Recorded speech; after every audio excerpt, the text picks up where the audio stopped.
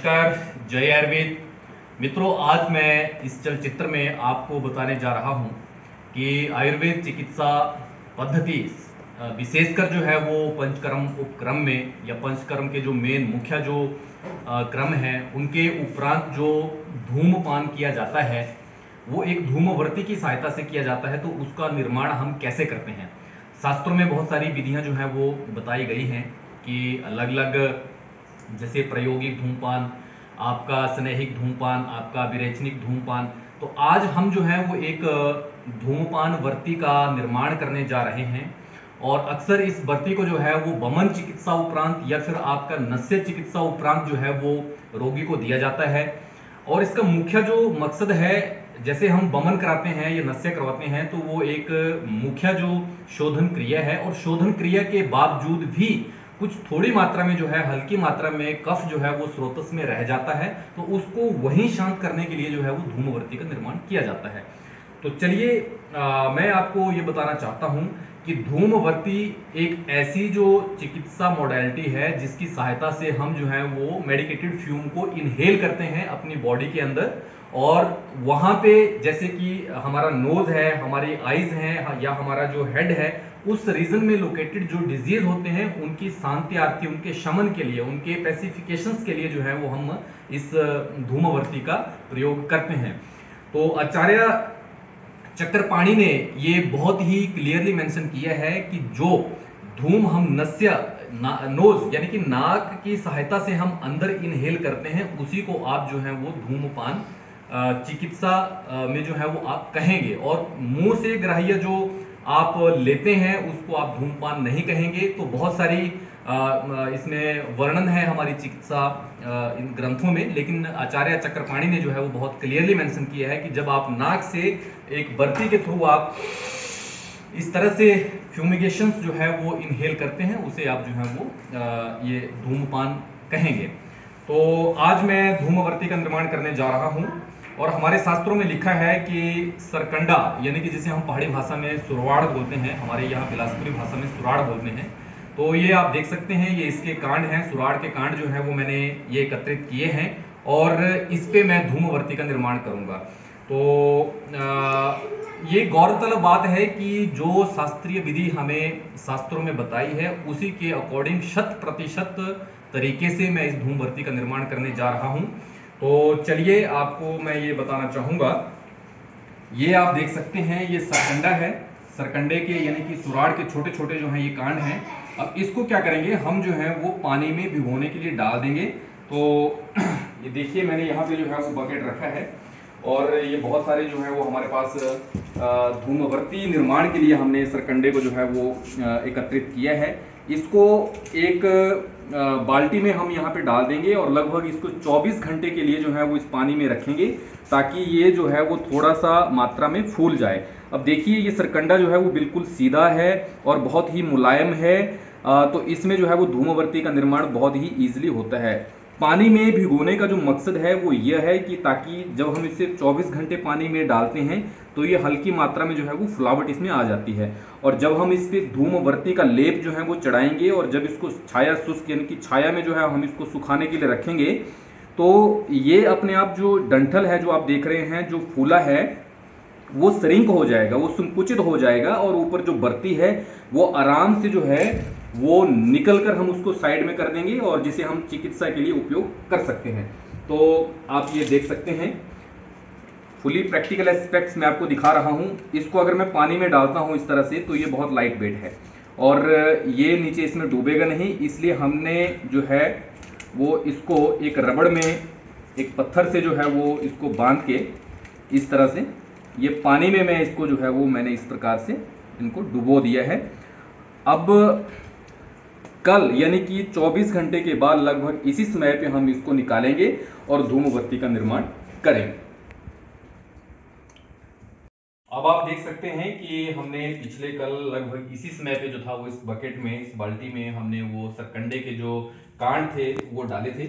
अभी मैं इसको निकाल रहा हूं। ये लगभग जो है वो 24 घंटे पूरे हो चुके हैं। तो ये पत्थर में हमने इस प्रकार से ये बांधा था और तो ये देख सकते हैं आप, ये जो है वो अच्छी तरह से जितना इन्होंने फूलना था 24 घंटे में वो फूल चुके हैं और इसको अब हम यहाँ पे रख देंगे।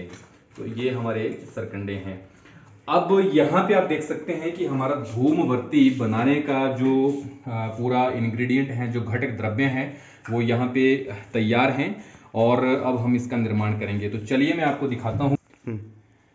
अब आप ये देख सकते हैं, ये जो है वो मधु है, शहद जिसे हम बोलते हैं, ये घी है, गौ घृत है, ये हमारा हरिद्रा है, हल्दी जिसे हम बोलते हैं, ये हमारा अश्वगंधा है चूर्ण, ये हमारा शुंठी चूर्ण है, और ये जो है वो सर्ज रस है जिसे हम राल भी बोलते हैं, और ये हमारा जो है वो गुग्गुलू है, और ये हमारा कंटकारी जो बीज हैं उसका जो है वो चूर्ण है, और ये आपका जो है वो हमारा कपूर है। तो इसमें सबसे इंपॉर्टेंट जो चीज है, ये दो चीजें, ये एक सरजरस और ये गूगल, ये हमने जो है वो बंधन द्रव्य के तौर पे जो है वो हमने इसमें जोड़ा है ताकि वो वाइंडिंग मटेरियल का काम करे। और जब आप उसको आग लगाते हैं, अंगारक उसमें जब आप लगाते हैं बर्ती में, तो वो आगे से जो है वो आग से सुलगता चला जाता है।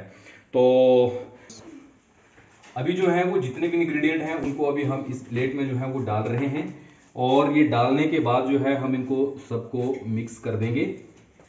ये शुंठी पाउडर आ गया, ये हमारा जो है वो सर्जर रस, इसको हम थोड़ा डालेंगे, और ये हमारा गूगल आ गया, गूगल को हम इतना सा डालेंगे, और ये कंटकारी बीज चूर्ण ये हम पूरा डालेंगे, और ये अपना कर्पूर है, ये आ गया। अब इसमें हम जो है वो आवश्यकता अनुसार थोड़ा सा पानी डालेंगे। थोड़ा सा पानी डालने के बाद इसको हम मिक्स कर देंगे, और लास्ट में जो है वो इसमें घृत और मधु भी हम इसमें ऐड करेंगे। इसको दे आपने। ये इस प्रकार से ये मिक्सचर बन रहा है। अभी आप देख सकते हैं ये एक सरकंडा है, इसको मैंने यहाँ पे रखा है, और हमारा जो बर्फी द्रव्य है वो पूरा तैयार हो चुका है। बहुत ही महत्वपूर्ण चीज़ मैं यहाँ बताना चाहता हूँ कि कुछ जो लोग हैं, कुछ जो इसके जानकार बंधु हैं, वो क्या करते हैं कि एक पट्टी या एक कपड़ा लेके जो है वो उस पे इसको बिछाते हैं। जैसे ये पट्टी है तो पट्टी पे पहले इसको ऐसे बिछाएंगे और फिर उस पट्टी को ही इसमें रोल कर देंगे, और वो पट्टी जो है वो और कुछ नहीं बल्कि कॉटन जो है वो कॉटन का बहुत पतला सा कपड़ा होता है। लेकिन मैं चाहता हूं कि उस कॉटन का धुआं भी हम क्यों अंदर लें, तो उसको भी अवॉइड करने के लिए हमने जो है वो इसको यहाँ पे ये जो पेस्ट हमने ये बनाया है, ये कल्क जो बनाया है द्रव्यों का, इसको हम डायरेक्ट इस पे अप्लाई करेंगे और इसको छाया शुष्क करके जो है वो इस बर्ती का निर्माण करेंगे।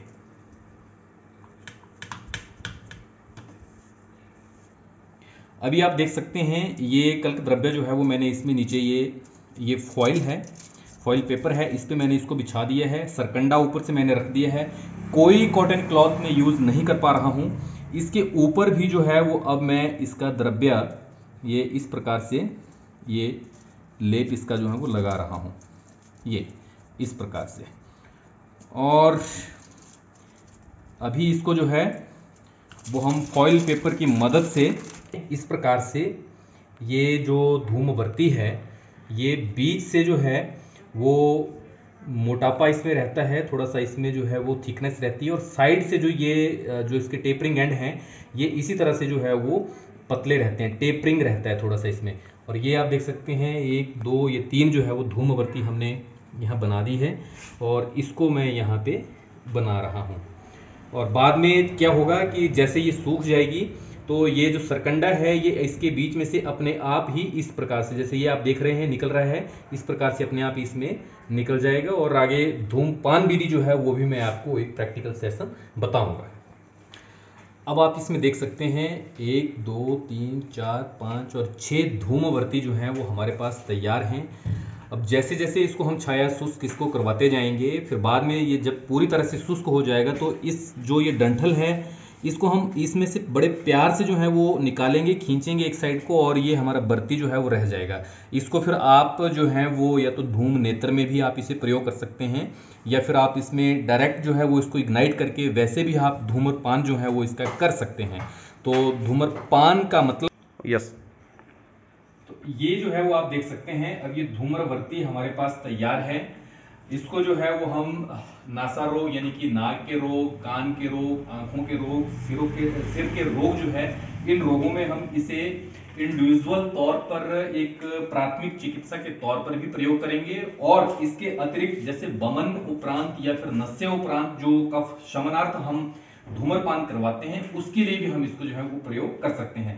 अब जैसे ही ये सूखेंगे, छाया शुष्क, हम कमरे के अंदर इसको जो है वो सुखाएंगे, जैसे ये सूखने के बाद ये हमारी जो धूम्रवर्ती है ये तैयार हो जाएगी, तो इसको हम जो है वो ब्रॉन्ज के, जैसे पीतल होता है, तांबा होता है, या गोल्डन भी होता है, गोल्डन के भी जो है वो धूम नेत्र होते हैं, उसमें इसको लगा के जो है वो आप नासा धूम जो है वो कर सकते हैं। तो चलिए इसे जो है वो चलचित्र के साथ जब ये छाया शुष्क हो जाएंगे तो इसका एक प्रैक्टिकल सेशन भी मैं आप सबके सामने जो है वो विस्तृत करूंगा कि कैसे इसको जो है वो आपने करना है। तो तब तक के लिए नमस्कार, जय आयुर्वेद, जय भगवान धन्वंतरी।